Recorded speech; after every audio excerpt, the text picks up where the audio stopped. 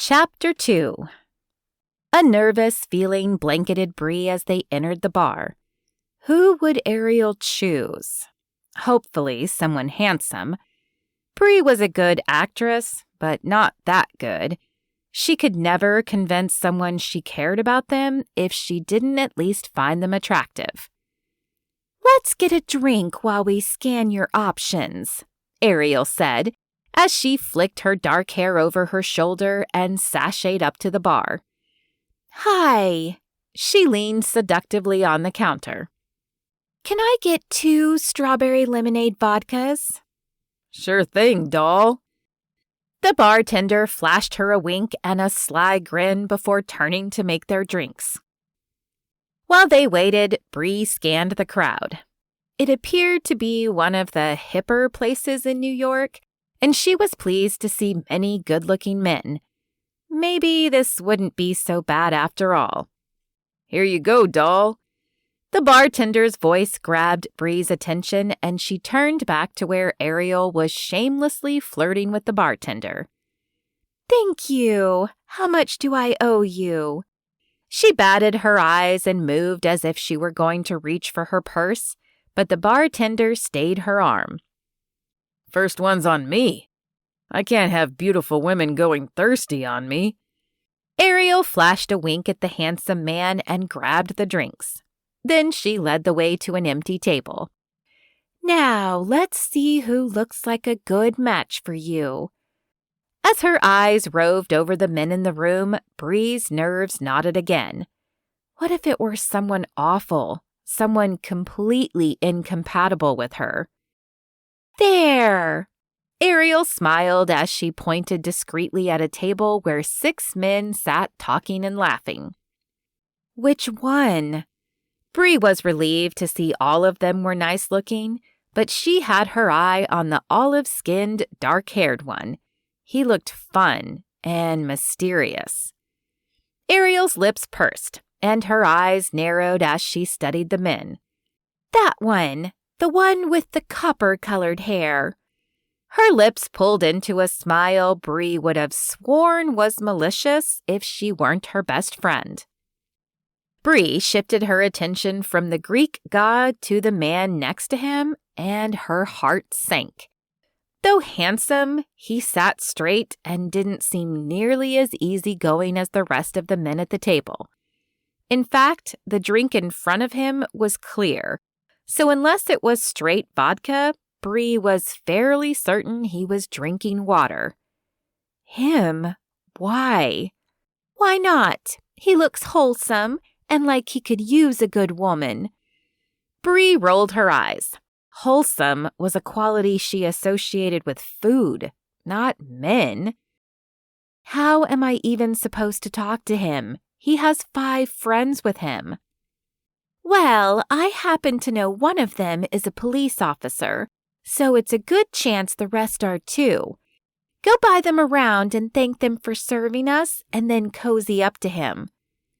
"Your brother better be worth it," Brie hissed under her breath. This was way out of her comfort zone. She smoothed her skirt as she stood and made her way to the bar. "Can I get 6 beers for that group right there?" She pointed to the table where her target sat. "Sure thing. That will be $60. Brie handed over her credit card, signed the slip, and then waited until the beers were ready. She followed the server over to the table and put on her best smile. "Someone told me New York's finest were sitting here.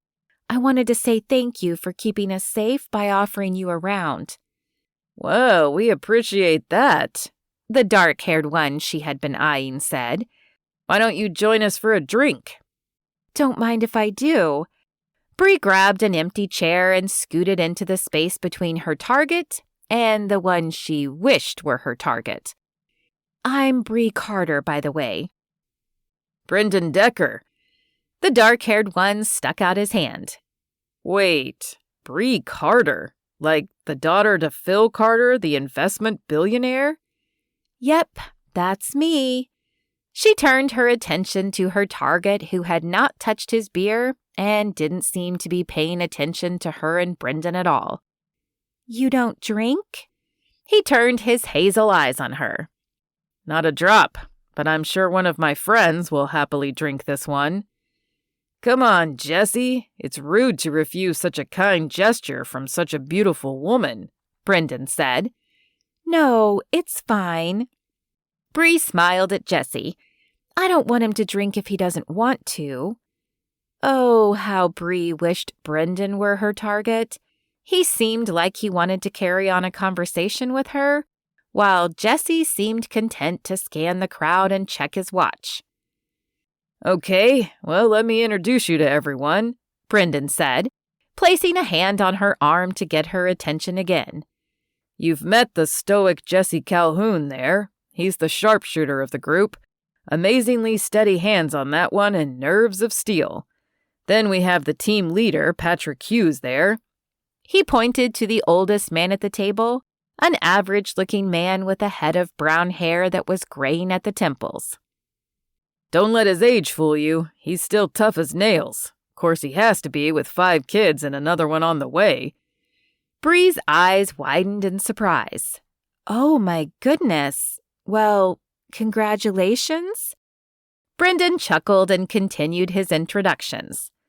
"Next to him is the muscle, Cam Crawford. I'm not sure how he's still married since he spends his free time pumping iron in the gym." "She loves it," Cam said with a smile and a twinkle in his green eyes. "I'll bet she does. Then we have Jared Malone, the tactical brains of the operation." Brie smiled at the studious-looking Jared. A pair of glasses sat on the bridge of his nose, but she could clearly see his kind brown eyes. "Last but not least is the daredevil of the group. That's Carter Douglas. We don't let him drive because he likes to speed too much." The blonde Carter Douglas flashed her a hand wave, and Brie could almost sense the danger emanating from him. "Nice to meet you all. Are you an elite group?" Brendan puffed out his chest. "You're looking at one of the best SWAT teams in the city." "Hey man, I'm gonna bug out of here." Jesse leaned around Brie as if she didn't exist as he addressed Brendan. "Me too." Patrick finished the beer he was drinking and set it back on the table. "I have to go get pickles and ice cream." He rolled his eyes and shook his head. "Yeah, we should go too," Cam said to Jared. "The girls should be home soon." Jared nodded and finished the last of his drink as well. "Well, it was nice to meet you all." Brie wasn't ready to leave, but she didn't know how to stay without looking desperate, and she certainly had no idea how to follow Jesse. "Stay." Brendan placed a hand on her arm. "I'd love to get to know you better." "Oh, Brie looked to Jesse, but he was paying no attention to her. All right. Maybe she could glean some information about how to reach Jesse from his friend. "Would you mind if I bring my friend Ariel over?" Brendan shrugged. "Looks like we'll have plenty of room." "Great. I'll be right back." Brie crossed the small room back to her table where Ariel was waiting. "What are you doing? You let the one you're supposed to be with get away." Brie shot her a look. "Yeah, well, you picked the toughest case. He wasn't interested in me or any conversation. So now I must try Plan B. I'm going to see if I can get Brendan to tell me about him." Ariel's brows shot up. "Which one's Brendan?" "Come on over and I'll introduce you." Ariel grabbed her drink and followed Brie back to the table where Brendan and Carter waited. "Brendan, Carter, this is my friend Ariel. Ariel, Brendan, and Carter. The rest of the guys had to leave." "Grab a seat," Brendan said, pointing to an empty chair next to Carter. "So, what's the deal with Jesse?" Brie asked. She hated asking, as she was more interested in Brendan, but she didn't want to lead him on, and she needed to know how to reach Jesse. Brendan's eyebrows shot up. "Jesse, huh?" Brie shrugged. "What can I say? I like the strong, silent type. He's pretty low-key. Goes to work, goes home, attends church, I think. Some Baptist one downtown. Oh, this was going to be much harder than Brie had thought. How was she going to just run into him? Oh, and he loves coffee. He always goes to this one place, Java Hut, I think it is. Coffee Brie could do, and it looked like she'd be spending a lot of time at the Java Hut in order to get to know Jesse Calhoun.